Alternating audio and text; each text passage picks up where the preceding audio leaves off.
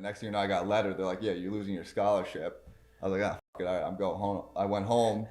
My mom was like, go get a job or go to the military. So I was like, okay, I'll go. Wow. Yeah, I went into the Marine Corps. Oh, you did? Oh, yeah. Oh, shit, I didn't know.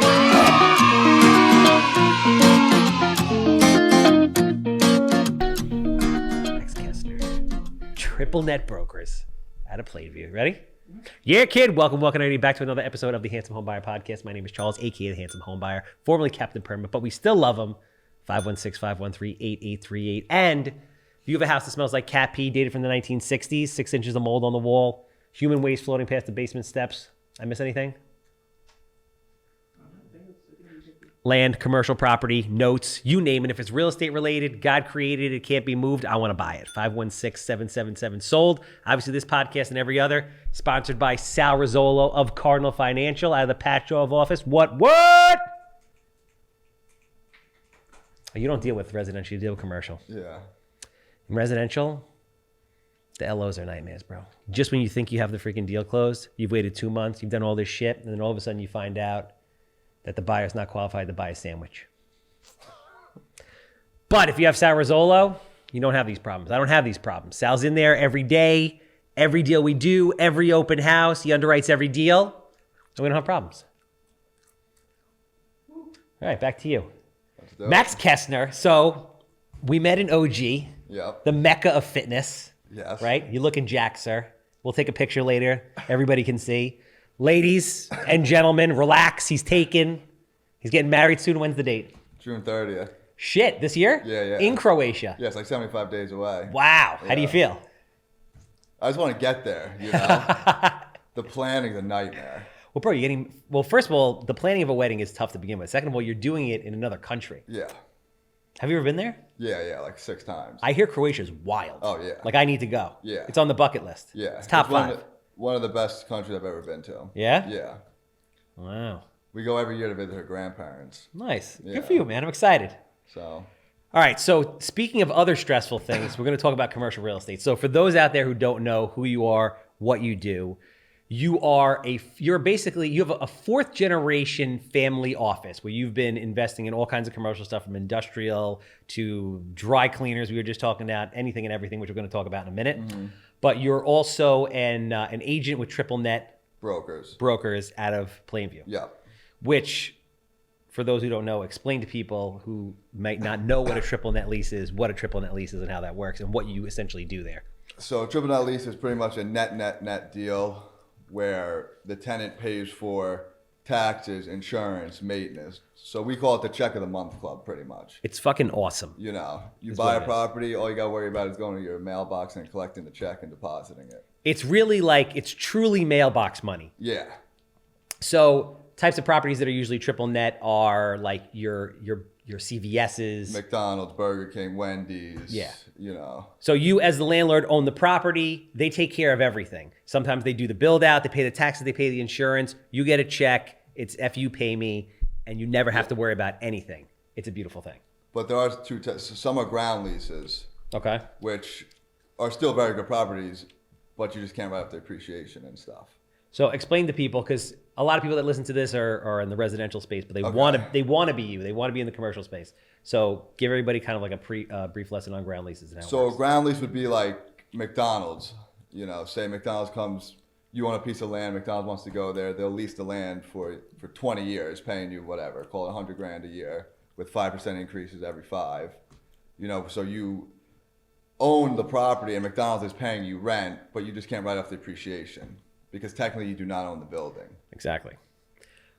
It's still an amazing thing. So I want to get into cap rates. I want to get into what's going on in the market. I want to get into what you do because the commercial market's getting a little wild right now, bro. Crazy. Supposedly there's a storm out there in the ocean and it's rolling in. That's what people are telling me in regards to cap rates shooting up, which I'm a little surprised about because I thought it was over. I'm like, yo, rates already went up. They're settling. They're even dropping in certain instances. Why are now cap rates going to be popping? Why is now they're going to be an issue? Well, I think everyone's used to free money. Yeah. You know, when you're borrowing at 2%, 3%, 2%, it's, you know, a monkey can make money. So it was the gold rush. Everyone was going there and buying deals and stuff. And now Like in my business, sellers are stuck on 2021 pricing. Okay. Buyers want to buy at current prices. Yeah. So there's a big disconnect right now. No, that makes sense. So, I mean, I'm dealing with it in the residential space where, obviously interest rates went up in June of last year. So a lot of people I go to look at their house, they're still talking a year, 2 years ago when things were crazy, but prices have dropped 5-7%. Right. What have you seen with cap rates in the last year and a half? Oof. I mean, a year and a half ago, I could sell a CVS probably, if it was 20 years, triple net deal, I could sell it for 4.5 cap, Today? 6.5. No. Yeah. Like that? 6.5. Yeah, it's bad. So do you see this as an opportunity for people who have cash to get in now in the hopes that at some point in the not so distant future, caps are going to compress, things going to rebound, rates might come back? Or is everybody's mindset like, yo, this is the new normal, this is what it is? I'd say wait like 6 to 12 months. I think it's going to get really bad. Yeah? Yeah. I just read a Morgan Stanley article a couple weeks ago. There's like 2.3 trillion of debt Yeah. that needs to be refinanced in commercial. And the numbers aren't going to work. Right. Yeah. So I think it's going to be a cascade effect. And even though triple nets, usually they're longer term, so the banks underwrite all that. But the cascade effect of, you were in office and now I'm trying with the same bank. Say you use Chase, right? Yeah. And you go in office, you need to refi it. And I'm trying to refi my property over here, which is called a CVS. That it's a cascading effect where Chase starts tightening their restrictions and lending. And then I can't get money for my CVS deal, and then it's just a snowball effect of shit, honestly.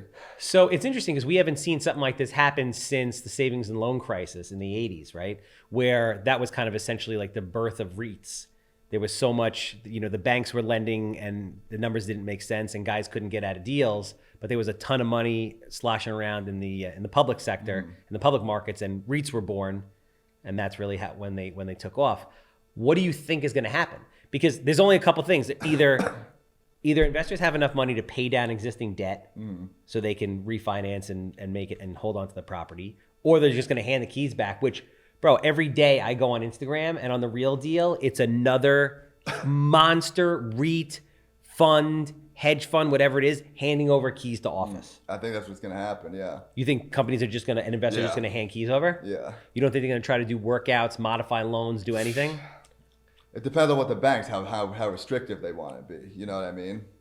Yeah. Like, I think it's going to be, I don't want to be like such a pessimist, but like a mini, I don't know if it's going to be as bad as '08, but some form of that, But different. It's not going to, the residential market's not going to be affected. Like, the residential market got the hammer in 2008. Yeah. That was like, they were just giving loans to everybody. But it could happen in the commercial, in the commercial world. So what you're saying is to your investors, if you have cash, hang out, because everything could be going on sale in the next 12 to 24 months. Yeah.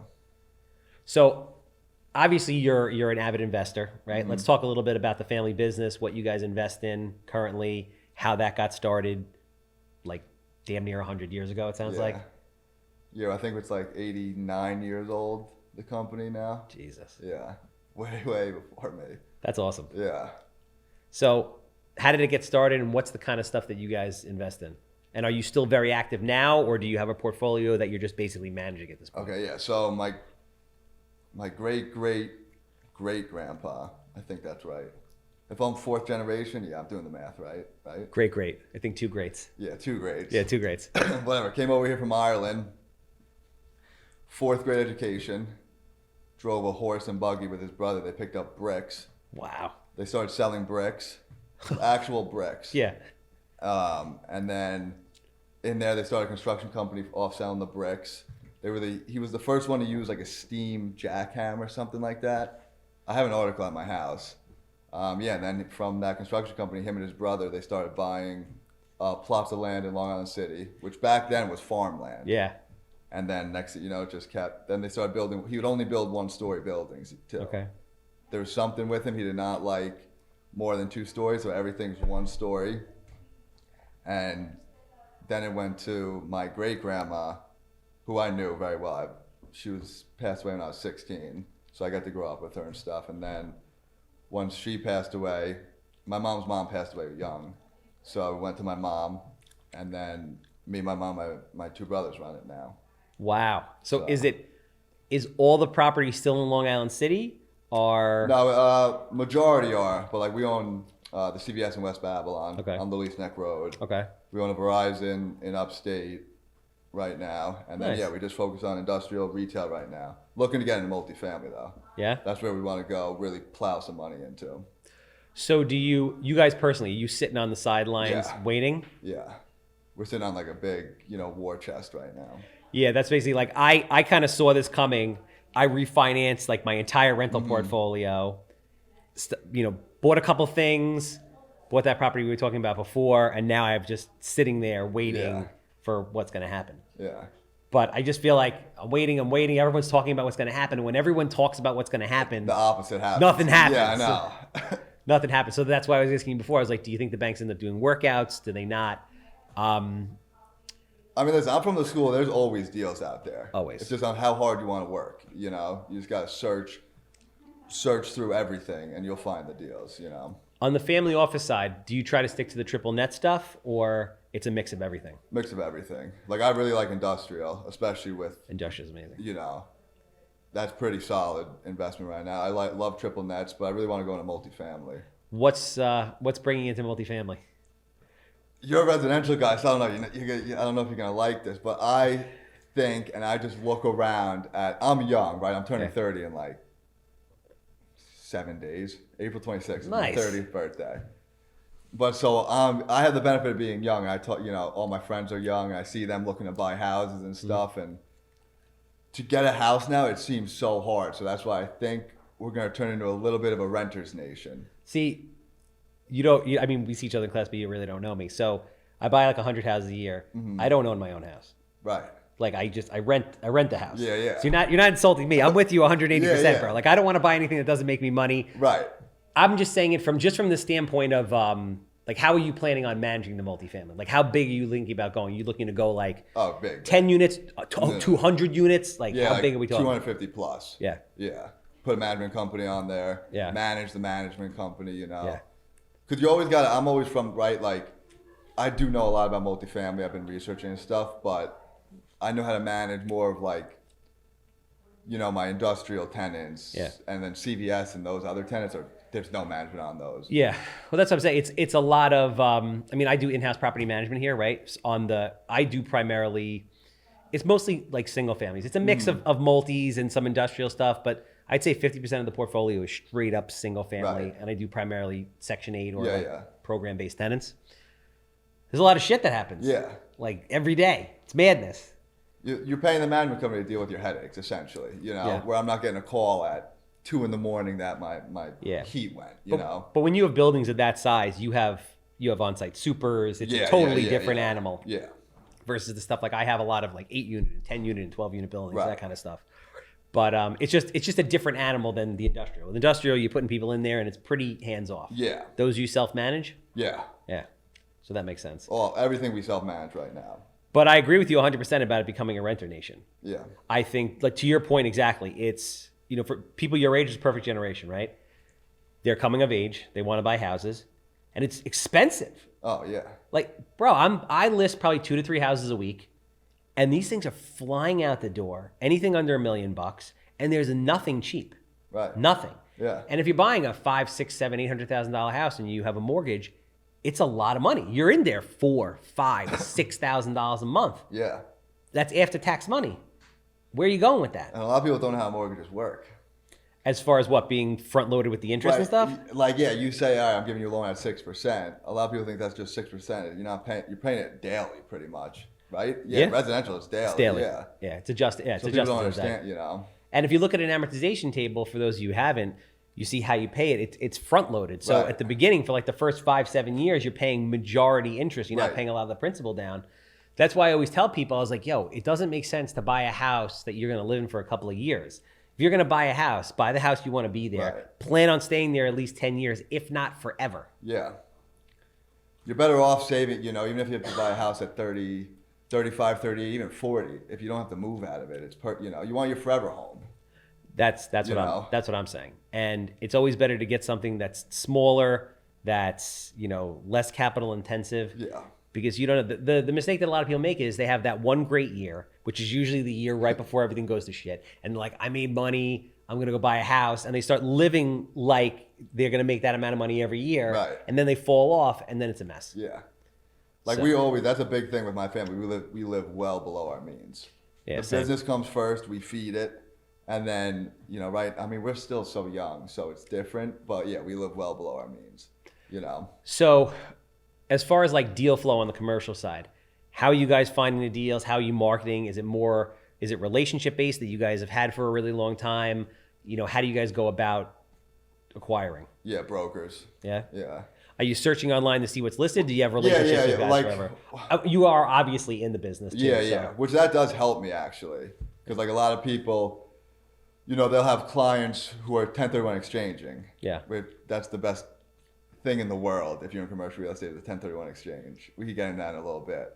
So a lot of people will call me who I've done business with in the past, you know, who, whatever, they just sold a multifamily building in Queens, let's say. They call me, they say, hey, I have, you know, 15 million, I need some triple net properties for a client of mine doing an exchange, you know. So then I know if I'm looking to go on the buy side, I just call them up. We've already done deals together. I got the relationship, you know, so it works like that. So, what made you get into the brokerage side? I mean, obviously you grew up in this, like you Yeah. grew up in the commercial real estate world, but what made you get into the brokerage side versus doing anything else in the world?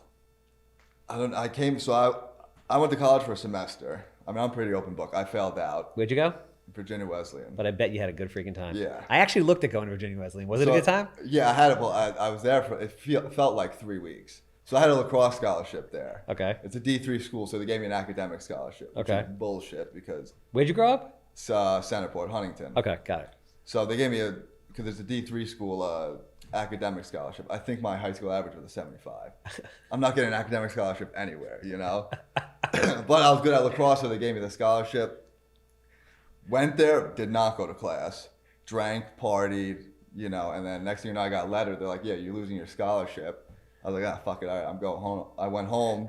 My mom was like, go get a job or go to the military. So I was like, okay, I'll go. Wow. Yeah, I went into the Marine Corps. Oh, you did? Oh, yeah, Oh, yeah, shit, yeah. I didn't know. Okay. So I went to the Marine Corps and then came out of the Marine Corps in, What made you go to the Marine Corps versus getting a job? Just out of curiosity. I have no idea. My grandpa was the Marine. I was like, I was fucked up. I was a fucked up kid. Like, Wow. you know, a little troublemaker and stuff. I was like, all right, let me go see if this could help me. Did it help? No.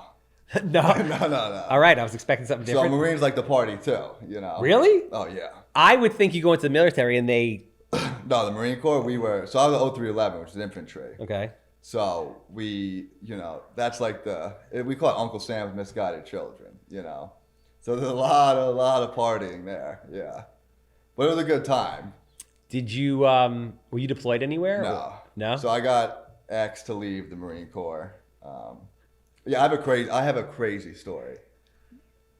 Do you want me to get in? I mean, if you want to shit, there's no rules on the Handsome Homebuyer podcast. All right, yeah, I'm an open book. So in May 27th is my 6-year sobriety anniversary. Greg just perked up. He's like, oh, Yeah, I'll get dis- it. discharged from the military? I'm in. Yeah. So May 27th, 2017, I got sober. So Okay. this May is my Wow. 6-year sobriety anniversary. Good for you, man. Thank you, brother. Good for you. So in the Marine Corps, you know, before I went in the Marine Corps, I was a party boy. You know what I mean? I was doing drugs, drinking, partying, hanging out. So went to the Marine Corps, continued that. I was like, oh, it's going to change me. I'm surprised that they allowed that to happen. Oh, yeah. Well, it's illegal, what I did. But so I did drugs while I was in the Marine Corps. I got right before we were going to Afghanistan. But too. don't they have you up at like 5:30 in the morning running like? Yeah, but you get weekends off. That's a Okay. big misconception. So boot camp sucks. It's obviously 3 months. But Okay. then once you go to like it's called the fleet. Okay. It's kind of like having a 9 to 5. Like Got it. we'd be up at 4 a.m., but we'd be off at 3 p.m.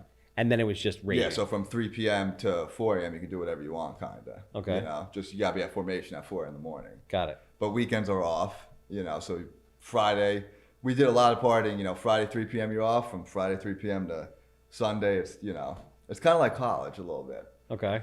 So yeah, I popped on a piss test before, like a month before we were supposed to go to Afghanistan. So I didn't get to go with my guys in my unit. They kept you back for that? Yeah. Really? So then I got, you know, it's called an other than honorable discharge. Okay. So came out of the Marine Corps, came back home, And then I was like, what? How many years were you in the Marine Corps before We that? were like 3.5. All right, so you had to do 4, right? Yeah. So you were basically Yeah, like my plan was I was gonna like if I obviously didn't fail a drug test, I was gonna go deploy to Afghanistan, come home and get out anyway. Wow. Did your guys see action in Afghanistan though? Yeah. Wow. So yeah, it's probably my biggest regret of my life. Not being able to go? Yeah. Really? So, but everything happens for a reason. Yeah, man. You never know. Like you never know what goes on. So yeah, I've had a crazy life, real crazy. So I guess was that the moment that you said like, hey, I got to get sober? Like there had to be a moment. There had to be like a quote unquote rock bottom. Yeah. So I came out of the Marine Corps, came back home. I was like, what do I do with myself? You know what I mean? I was still partying and stuff. And then I got in trouble, did the whole jail thing and all that. Yeah. Jesus. Yeah. You do have a crazy story. Crazy story, yeah. I could talk 2 hours about my story and yeah. But yeah, so I went in trouble, got in trouble. So came into that situation, I was like, okay, let's stop being an asshole. And it's also part of growing up, man. Yeah. Like you were how old at the time? 22? Yeah, I got sober at 24. Yeah. Yeah. So then, like I was like, oh, what do I do? And I was like, okay, I kind of have a little bit of a record, no college. I was like, I know real estate to be a broker or anything. The big shops, you do need college and stuff, but I know you could get an opportunity anywhere. Yeah. So took my real estate license, started applying for jobs, worked at, so then I got a job at Sabre Real Estate. Yeah. Out in Garden City. That was my first brokerage job. And ever since then, yeah, I've just been in the game. So you never dabbled in residential? No. Straight into commercial? Yeah. Because I knew about commercial more, you know what I mean? Because I knew my family was in it, but I didn't know, at that time when I was younger, I didn't know what it really was. I was like, oh, we own a couple properties, So I was like, oh, let me get my feet wet in. And I was a young kid, 24, I was like, let me go be a broker. Learn the game. Commercial's a totally different animal than residential. Yes. Like residential is emotion. You bring somebody into a house, they see it, they have an emotional connection to it, they buy it. Commercial is completely different. No emotion. It's business people, no emotion and numbers. But in residential, like you can get away with not having a lot of education in like real estate education. In commercial, you can't. No. So what was like? How did you go about learning what a cap rate is? Because you sell all different types of. We'll get into the triple net stuff after. But when you get into commercial, did you brand yourself as one type of No, so like when I started person, or are you doing everything? Yeah, like when I started at Sabre, I was doing development deals, shopping centers, strip malls, a little bit of triple nets, multifamily. I was selling everything, And commercial, like for those people that don't understand commercial is really freaking hard, especially if you're a broker for a couple of different reasons. A, the deals take forever. Yeah. So 6 months average usually, I'd say. Sometimes if it's a development deal, 12 5 months, years. 12 months. Yeah. 5 years. Sometimes they like there's deals that I've locked up subject to 3 to 5 years. Yeah. Some of the big guys, like when they're doing assisted living and stuff like that, they're locking these things up for like 3 to 5 years. Yeah, we're doing a development deal right now. We've been in contract 5 years. Yeah. Yeah, 5 years. Crazy. Yeah. Has extensions, all Yes. that. Oh, yes. What is it? Can you talk about that? Yeah, it's in Long Island. It's in Astoria. Oh, it's the family? Yeah. Okay. Yeah. You guys are actually doing the development, or you're selling the property? Selling it. Yeah. So what was the educational process like for you? Because commercial is one of these things that like, dude, commercial frustrates me on a lot of different levels. And it's cool that like we're hanging out and talking and you're young and in the space, because I've been I've attempted with the older guys to try to change the commercial world, meaning everything is like so close to the vest. Yes. In the residential world, we all collaborate and it's great because everybody gets to do business. Everybody shares information. It's public knowledge. Totally opposite. Bro, yeah. It makes no fucking sense. In the commercial world, everything's a pocket listing. Yeah. Nobody is like putting comps or lease comps or anything out there. Nobody wants to share secrets, nothing. Zero. Because they're thinking like, oh, I got to protect what I have. I would argue in actuality, it's hindering everybody from doing business. Yeah. Because like I know commercial brokers, I'm like, what do you do? They're like, I do retail only in like on Jericho Turnpike in like whatever area. Right. And I'm like, why? Well, because I know it. Because they can't go and look it up. Like for people that are watching this, if you go on MLS, you can see what all the houses sold for, what all the houses rent for. The commercial world's not the same thing. No. You can see sales, yeah, but you don't see any of the terms. And on the leasing, CoStar will call you or LoopNet will call the broker. And then the broker's guessing. Like when CoStar calls me, it's yeah, hang up. Exactly. Yeah. So a lot of times on CoStar, the information, like the sale price is obviously right. Oh, legit. But the other stuff, All it's the like leasing 50-50, you know? So I would argue, I'm like, this is not good for anybody. So I'm a developer. I want to build medical office, right? But in order to build medical office, I need to know, like, all right, how much is Northwell paying for medical office? But if I can't find it anywhere, I'm not going to go build it and go spend $3 million to build a medical office because I don't know what it's going to rent for. So I don't build it because I don't know. You don't get to lease it from me because I never got to build it. And then Northwell doesn't get to move in because there's nothing to rent. Yeah. In commercial, it's all about finding your brokers and feeding your brokers, keeping them happy, and they're going to feed you. You know, it's like a... Do you agree with the old school way of doing it, or are you vibing with me on this whole like let's share the info thing? I'm smiling because like 50-50, right? Because I have been in your where I'm like, oh, this is so stupid. Like, why am I holding? And then like you slip up and you share some, and then you get fucked. But but how do you? So this is what I've heard from commercial brokers. They're like, listen, man, I just leased this thing. I don't want anybody to know when the lease expires or what the terms were because someone's going to steal my tenant. I'm like, bro, the tenant just put $600,000 in TI into your building. Yeah. Do you think they're just going to jump ship in 7 years or 10 years?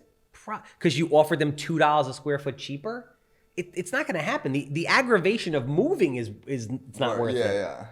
So that's the kind of stuff I see. Like, so what do you... So that's like, I don't do any leasing. I'm strictly investment sales, you know? So like in that, I don't really know, but for like my, like if you, all right, so say if you get a lot of off-market deals happen. Everything. Because you want to double end the deal. Everybody wants to double end the deal. I get it. I get it. Like if I have an exclusive, I will work with anyone. If I have an exclusive, which we get a good amount of times, I will just put it out there on Crexy, LoopNet, Coast, blast it out. I'll split my fee. I don't care. It's in and out. But if I have a off-market listing, I don't want to. And I've done it in the past where if you're another broker, I call you, hey, you have a client. Next thing you know, there's 5 brokers on the deal, and everyone's just rushing to get, you know, their buyers in, and it creates a clusterfuck. But you still, all right. I have been on the benefiting side of office exclusives and off-market deals on a weekly basis. So I'm with that. But at a certain point, it's not even, you know what it is? I'm not even so mad at it about the selling side because I get that. That's fine. Because I would work hard to build the relationships with you or anybody else to get those off-market deals when they came in. I'm cool with that. It's more the leasing side, which I know you don't do, but it's the leasing side that pisses me off.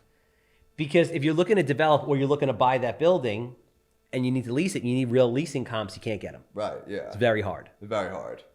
It's very hard. And I feel like most commercial agents aren't like you. They don't like study the craft. They haven't been in it for 4 generations. So they don't really know a lot about the industry. And they're just slinging leases or sales. Yeah. Which is bad. Like that's what I did. Like, so we had a sales manager at Sabre who taught, like when you're talking before about how'd you learn, because I knew, you know, growing up, I always like real estate was like talked about, like, but I didn't know, you know, that much about it. So like that sales manager taught, because there is a steep learning curve when you get in there, you know, like. Yeah, and you're not getting paid. So not a lot of people make it because you have to figure like conservatively. A year without. You're not getting paid for a year. Yeah. You're not getting paid for a year. That's why when we first started, I came in with like a batch of guys, so I still talk to this day. But yeah, like we were told, you know, in our sales meetings when they were training us on how to, you know, underwrite deals, talk to investors, they were telling us, you know, a year, plan 12 months of not getting a paycheck. Yeah. You know, and then you're sitting like, oh, you know. Yeah, how bad do you want it? Right. Like, how bad do you want to be a commercial broker when you're not going to make it? I did my first deal within 6 months. It was a small, you know, $5,800. Whatever. Yeah. You got to break the seal. Once you break the seal, you're straight. Yeah, it's like, you know. So after testing everything out, how did you end up doing strictly triple nets? So toward the tail end of me before I left Sabre, so triple nets became like popular like probably 5-6 years ago.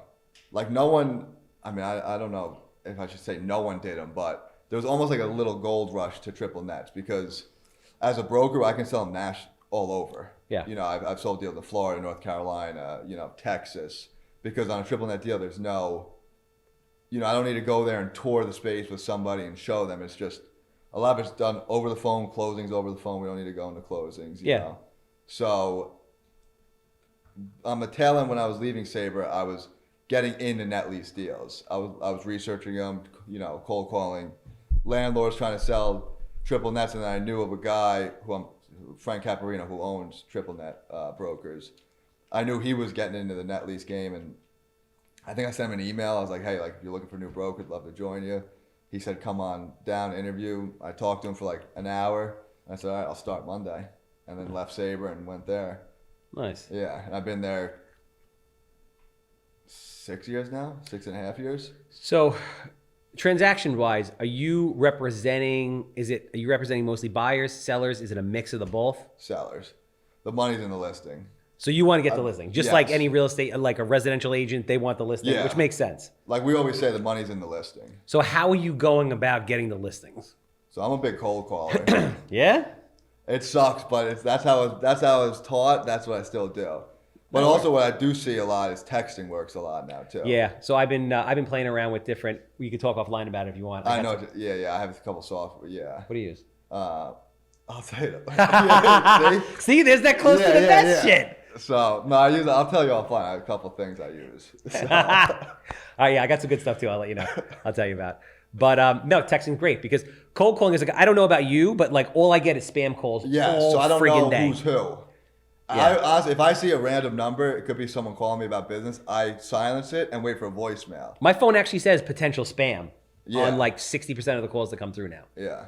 So texting is really like having its period until we ruin that. Right. And then there'll be something else. Yeah. But yeah, texting works really well. Even 80, like I have some old clients who you never think text, like 80, 85. Yeah? Yeah, they text. So how do you go slowly, but are you hitting the country or are you like in a certain I area? do like the folks on the East Coast, you know. So like coast to coast, like Maine to Florida? Yeah. So you're cold calling more, I would say Connecticut to Florida. I like to focus on. Okay. At least. You're not doing a lot of New York stuff? A little bit. Like February, I sold the McDonald's in Albany. You know, but Long Island stuff, like a lot of guys, Long Island is prime real estate. So a lot of guys, when they own net lease deals, it's like, why would I sell this? You know. So what's the pitch? You get on the phone, you're calling North Carolina. You got a guy who's got a Dollar General. You want to see if he wants to list it. What are you saying to that guy? So I don't like Dollar General. Are great tenants and stuff, but usually they're in rural areas, which I don't like. Yeah. Do you focus on a certain type of triple net, like a certain asset class within triple net, like medical office or whatever? Yeah. So I love medicals, like CVS, Walgreens. I really like, and fast food. AutoZone, like auto parts, are very popular too. Okay. You know. So you jump on the phone with them and you say, hey, listen, what do you say? Yeah, so usually I just pitch, like I always say, deals create deals. So I usually just go off my track record, you know. So I just call and say, hey, it's Max Kaestner with Triple Net Brokers, you know. I see you own whatever, McDonald's at 123 Street, give them the address. I say, you know, here's what I've sold in the past, 3 months. If you're looking to do something, would love to help you out, you need comps. And a lot of times I like to offer value first. Of course. Because I see some brokers, like young guys come in there and they're just like, drilling them on the phone. I like to say, like, how can I help you? I say a lot. I give them my track record. Here's what I sold over the last 3 months. Just wonder if I can help you in any way. How many calls are you making on average? Like, what's your? Because I always like the people that are actually doing it and doing business to talk about like how much volume it actually takes to do deals. Like, how often are you calling, for how long, and how many calls does it take to get a deal in your world? If you're hitting 100 calls a day, you're gonna make a lot of money in commercial real estate. You have a dialer or it's regular phone? Yeah, we use it's just like, I don't know, hooks up to my Salesforce, and I just like, so in like I'll see the number in like my CRM, and I just click on it and it'll dial for me. Okay, but it's not like you don't load up like 10,000 numbers into a dialer and it's like banging through them. Okay, yeah, just through my CRM, so it'll be like, yeah. A name with the number, what they own, all the info in there, and I just click on the... So there are guys in there that are actually making 100 calls a day? Yeah. Just bang, bang, bang. Yeah. Especially like new guys come in, we tell them, you make 100 calls a day, you will make money. Because sales is a numbers game. Yeah. The more no's you get, you're going to get a yes. Yeah, that makes sense. The harder you work, the luckier you get. Without a doubt. you know. So what is your cold calling regimen like? Or So- at this point, have you established relationships where it doesn't have to be like that? Yeah, so it's a little bit of both. There's some days where business slows up where it's like, all right, let's go back to what we know and just pummel the phone. Okay. Which I like doing this so long, I enjoy cold calling, but it also sucks at the same time. You know, like just pounding the phone, pitching. Yeah. But it works. You know, that's why people Definitely still works. do it. So, but like when new guys come in, we tell them like, just make 100 calls a day and you will make money. So at the beginning, you were 5 days a week, 6 to 8 hours a day, just hitting phones. Yeah. Now you're at the point where you're hitting phones for half the time and you're getting referrals. Yeah, a lot of like repeat business, you Yeah. know, guys, you know, like I always follow up. Like anyone I ever sold a property to, Yeah. like they're in my CRM, they're on like a 3-month follow up. Yeah. You know, I just call them, check in with it. Because once you do a deal with them, it's not, you know, I could just call them up like a friend and say, hey, like how's the property treating you? What are you looking to do right now? You know, even sometimes I ask them what their take on the market is, Yeah. you know, and then sometimes we just bullshit for 15 minutes. And then I'll call them in three months again, and you That's know, smart. Eventually, it leads to another deal. Deals are in follow-ups, bro. That's what it Yeah. comes down to. In Yeah. this business, it's all about the follow-up. Yeah. Like we hit these people out the gate. All roads lead to sale at some point, but they might not be ready at that moment. But if you're not in their face at the moment that they're ready to sell, someone else is going to get the Right, deal. yeah. It's that simple. So who are the kind of people that buy triple net leases?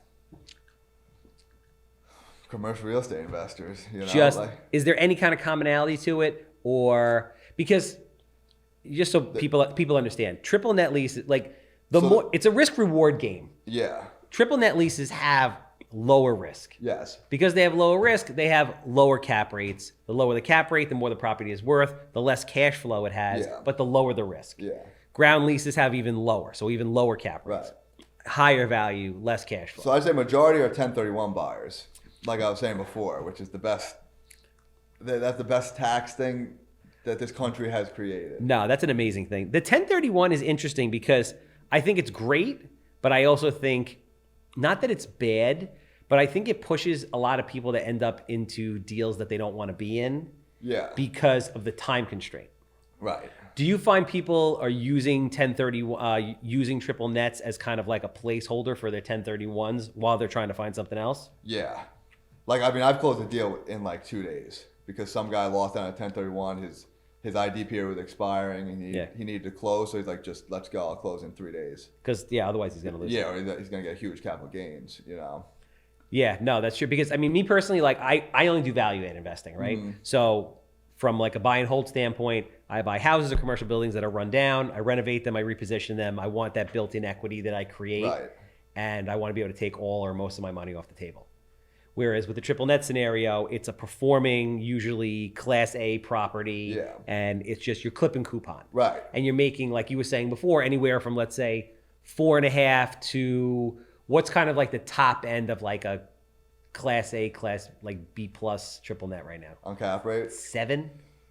That seems high. No, class like a prime triple net, like it's so weird because the 1031 buyers mess up cap rates a little bit because they don't like they're not a value add guy like you. They have a huge gains they're sitting on, so they'll just go in there and overpay a little bit, you know. And that's my point. My point is Right. a lot of times, It's just lock it in. You want to protect. Sometimes the capital gain is more than okay. You know you're overpaying for the property, but let me just get in and protect my capital. yeah, no, it makes sense because You this know. thing's you've been depreciating for the last 35 years. Yeah. And you're gonna get smacked if you mess Yeah. up.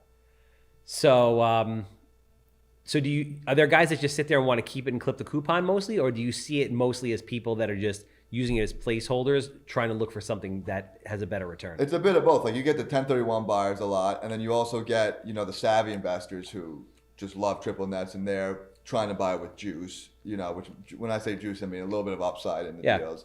And then you have a lot of funds, you know, REITs, private money guys, you know, all the, you know, public REITs, private REITs, those guys. What do you think about self-storage? You do any self-storage stuff? No, but I think it's exploding. I think Those are you my know? favorite thing. Do you know, I think it's like 75% of the country has a self-storage unit. Really? Something nuts like that, bro. Yeah, Yeah, it's crazy. those are good deals though. My favorite, so I have a love-hate with commercial. I love commercial. Like I went to NYU, I got my master's in real estate development a Okay. few years ago. From Shaq or yeah. So we got trained in everything. So I loved commercial, and I'm doing a bunch of commercial deals, but I got to tell you, man, like I closed a deal last week, a residential deal, in 22 hours. From the moment I found the deal, no contract, to the moment we closed. 22 hours. Yeah. That's not happening. No. Commercial, Dude, no. bro, I have the deal I was just telling you about before, the triple net. I got that thing under contract subject to in 2019. Okay. I finally closed on it a year ago, and it's only now that like I had a bunch of LOIs fall through, Yeah. and it's only now that like this looks like it's, you know, knock on wood, not to jinx it, it's gonna happen. Dude, it fucking takes forever. Yeah. It takes forever. But there's so much more complicated deal, like without the gas station, right? Yeah. So you gotta make sure there's no environmental issue. You gotta make sure the tanks are removed. Then you gotta make sure it was moved properly, and It's not even. you It's need all, engineers down there. And It's more of the whole like finding the right tenant scenario also. Oh, that, yeah. That's because it's like if you want that triple net, like So CVS. did you buy the deal first and then start looking for a tenant, or you? Yes, because Okay. because at this point in the game, right? I don't have like if you were a broker that did a lot of leasing, and you had a relationship with the guy who places everybody from 7-Eleven Right, yeah. or you know Roy Rogers or whatever. Starbucks, You yeah. know, Starbucks. You guys used to have it over there, right? Yeah. You know where they're looking, but otherwise, like if you don't have a direct relationship with somebody like that who could say, hey, listen, Starbucks is looking to open 30 locations on Long Island. This is the traffic count they want. This is the lot size they want. These are the demographics that they want. You don't know. Yeah. Which kind of goes back to my point of you guys never share shit, and it's annoying. There's a guy on Twitter who actually shares like what each tenant's looking for and stuff. Oh, yeah? Yeah, I forget. I have to look up on. I'll show you. Let me know. after. Let me know. Yeah. That's the frustrating part because I love commercial real estate and there's a lot of money in it, but everything takes so long Yeah. and there's a lot of risk if you're not like totally ingrained in I it. know what you're doing. Like, You have I to think really know what if you're you don't know what you're doing, you'll get burnt real quick. That's the you thing. know? Like if you buy a house for $300,000 and you screw up on the reno and you lose $50,000, that really sucks. But if you buy a piece of commercial property for like $3 million and you miss the mark, Yeah. you're in a lot of trouble. Right. So it's But then different. the shark circle, and they know you fucked up, and now they're coming in and they're gonna lowball you, and you know. And that's Commercial real estate. Once there's blood in the water, the sharks come. You know, it's a kill or be killed world out there. Do you feel that the commercial real estate world should be more open about what they do? You could say no. In what sense? Like what you were talking about before, where it's shit. Not in the off-market exclusive. I have no problem with that, right? Because I want to be Yeah. your friend. I expect the phone call on the off-market exclusive. So I'm cool with that. But just with everything else in regards to what companies are looking for, what properties are leasing for, that kind of stuff. Do you feel it should be, it's held close to the vest for a reason and it should stay that way? Or do you feel like things And should I think change? if you find like I know those brokers who rep those companies, you just gotta find them. You gotta know who they are. Mm-hmm. You know, and then once you know who they are, if you call them up, they'll give you the specs what they're looking for. Will they? Yeah, because they're making, whoever reps, call it whatever, Starbucks, right? Yeah. If he puts Starbucks in your spot, he's making money.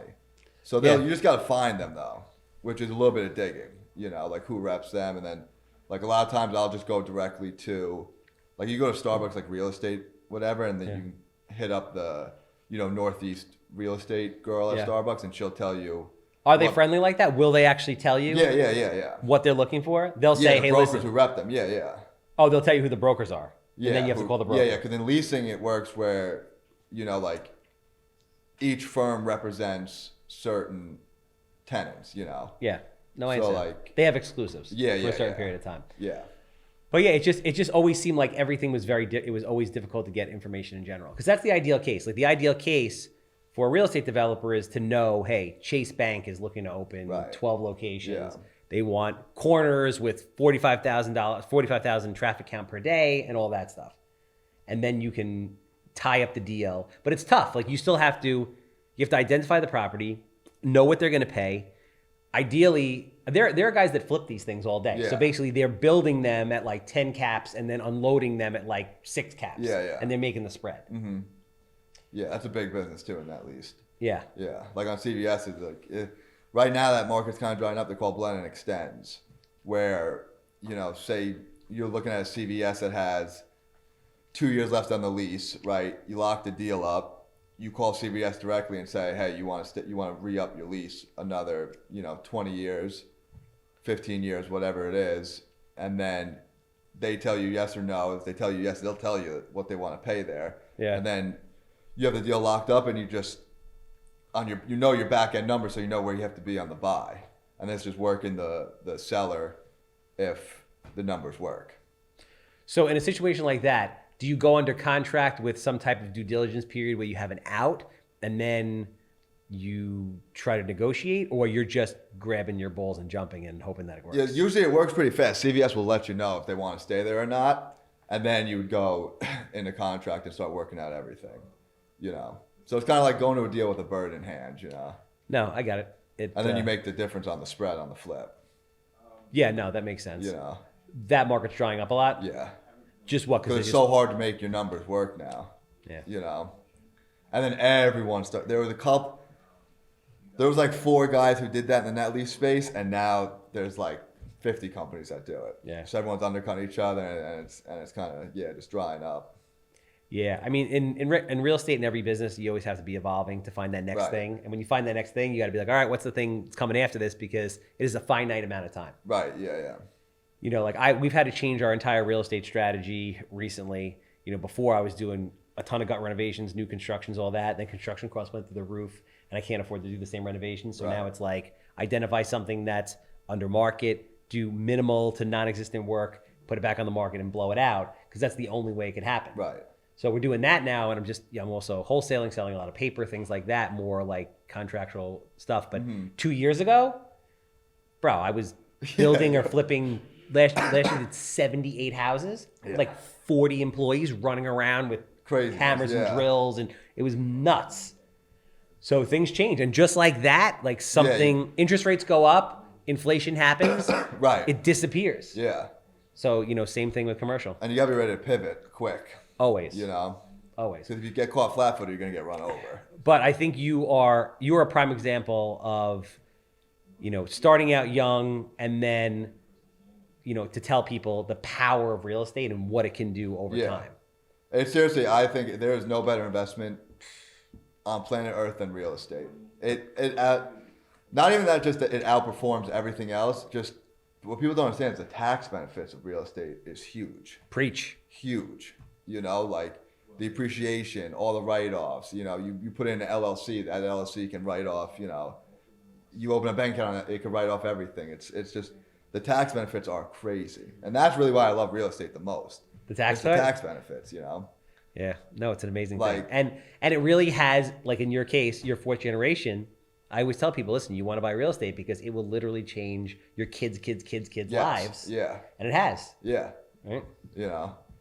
I mean, we started with like Kelly said, I don't like the term lucky sperm, but I guess you can say that. But when we took over, right, money creates problems. Like there was a lot of when my mom and my 2 other brothers, when we inherited these properties, they were run down. No one really took care. They were run down. The rents were not right. We inherited bad leases. So like for the last 8 years, we've just been working to get out of that and grinding and getting everything up to our standards now.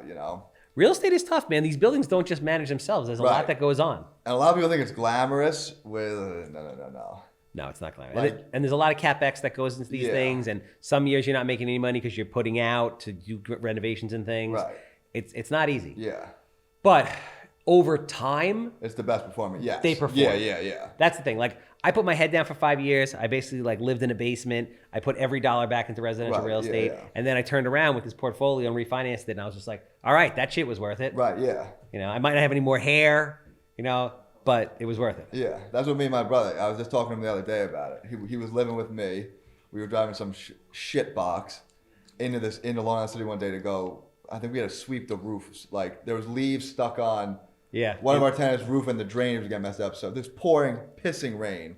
Me and my brother are in a little shit box driving there, and we go on the roof. We sweep off all the leaves, get it off so the drainage goes. Tenant's happy, and then we get back in the car. We are soaking wet. I just looked at him. I said, "Bro, it's all gonna be worth it in like 10 years." 100%. 100%. Because I was just like, and slowly and surely you just keep grinding, and next thing you know, you wake up and it's like, oh shit, Yeah, time. Yeah. Consistency and time. Consistency, time, and real estate. Yeah. Is a recipe for a very happy retirement. Yeah. So for anybody out there, right? Because I talk to a lot of residential agents, they want to get into commercial, but they don't know how to do it. And maybe there are some young kids coming that always hit me up on Instagram and stuff. They're like, yo, how do I get into commercial? What do you say to them? Give them the good, bad, and the ugly.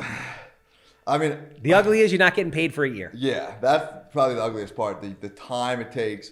But then I've had young kids come to our firm and make 80 grand the first commission check, Yeah. Which sometimes is worse than grinding it out. It's like getting lucky at the blackjack table the first time? Yeah, it's like, oh shit, this is so easy. Then you slowly see them start dying out, right? Because, I mean, a 21-year-old kid, you make it, and it's not like you're getting paid $80,000 over the year. It's directly, no taxes taken out. So it's directly 80 G's into your account. Yep. You look at the 21-year-old kid and you're like, oh shit. Yeah. And then you think, I say it's bad because sometimes you think it's so easy and then you start slacking off, and then next thing you know, 8 months go by and you don't have anything in your pipeline, no deal on the horizon, and you're like, oh shit, I don't want to do this anymore, So sometimes I like to say that the slow grind, just coming in, doing what it takes, is better because then you learn the skills to keep doing and keep making money. Yeah, but I think the thing people really have to know is like salespeople, good salespeople, can make more money than any profession out there. Imagine you're in a business where once a month, twice a month, you're getting $50, $80, $100, $200,000 commission checks. Yeah. That shit's real. In commercial, the checks are, That shit happens every day. Yeah. Like I say, an average commission check for me is like 50 grand. To my pot, that's after I pay my splits. Yeah, net to you. Yeah. I mean, that's a ton of money. Yeah. Bro, that's more than the average median income for the country. Right. For a year. Yeah. You stack a couple of those together a year, you're having a pretty good year. Yeah, it's not bad. Yeah. But I would just say, people who want to get in, I mean, you could go online. I would say research firms you want to work at first, because that's a big thing, like going into, you look up their culture, you can, all those Indeed now, and what's that one? Glassdoor. Okay. Is what I'm thinking of. That's a tool you could see if you're going to like the fit there or not. So that's what I would say is, if you're just coming out of college, research firms you want to go to, I'd say apply to every single firm that you look at. Go interview with them, hear them out. It's sales, so it's really, I don't want to say it's easy to get a job, but it's really not that hard because, You're not costing them anything. Right, it's all commission. Yep. They want bodies in there. So, just apply, look at different firms, and then, a lot of times you can go there without a real estate license, and they'll put you in a training while you're taking your real estate license, teach you the business, and then, that's pretty much how it's done. All right, Max, appreciate you. Thank you for coming down. Yeah. Anybody out there with a sweet triple net that they're looking to sell, how do they get a hold of you? Max Kaestner, I'll have you tag, is my Instagram. You just DM me on Instagram. The guys will do it. They'll do that thing where I go like this, and I'll put my email in there too. Appears there. That my email. Just send me an email. If you're looking, you want to come sell triple nets, hit me up. Bet. I'll hire you. So if you're interested in selling triple nets or getting into the commercial space, you got the man right there. If you want to sell a triple net, you got the man right there. Yeah. East Coast, Maine to Florida. If you're a house that smells like cat pee, I'm the guy. 516-777-SOLD. That's a wrap. All right, that's it. I think that one good, right? Hour, bro. Yeah. Fast, right?